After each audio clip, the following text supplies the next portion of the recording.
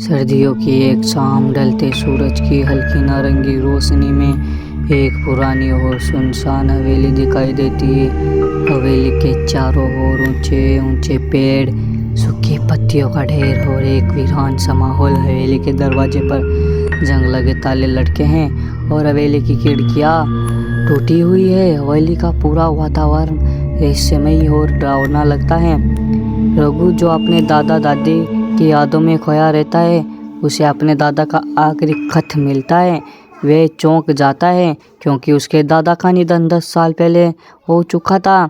खत में हवेली एक पुराना रहस्य छुपा होने का जिक्र है जिसे रघु को सुलझाना है। पत्थर की लिखावट कांपती हुई है और उसमें अजीब सी बेचैनी महसूस होती है।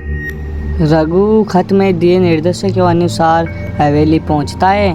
हवेली में प्रवेश करते ही उसके ठंडक का एक तेज झोंका महसूस होता है। अंदर का माहौल धुंधला और पुरानी चीज़ों की गंध से भरा है।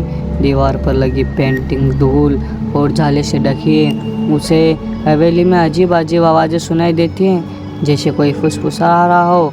हवेली के अंदर उसे कई पुरानी चीज़ें मिलती हैं, जैसे उसके दादा दादी की तस्वीरें, उनका पुराना झूला और एक पुराना रेडियो में सारी चीज़ें उसे उसकी बचपन की यादें में ले जाती हैं और उसकी आंखों में आंसू आ जाते हैं। वे अपने दादा की बातें याद करता है, जो उसे हमेशा हवेली से दूर रहने की चेतावनी देते थे।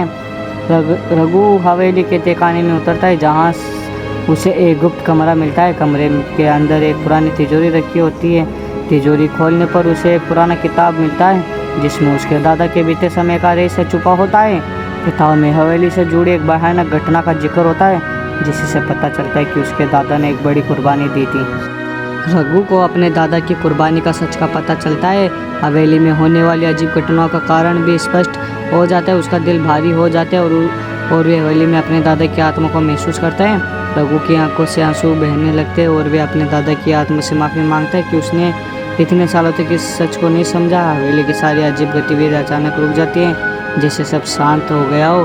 रघु हवेली से बाहर आ जाता है, लेकिन अब वे हल्का महसूस करता है। हवेली की रहस्यमयी घटनाओं का अंत हो चुका है। हवेली की ओर आखिरी बार देखते हुए अपने दिल में दादा की यादों को संजोता है। हवेली अब शांत और सामान्य दिखती है, जैसे कुछ भी अजीब कभी हुआ ही नहीं था।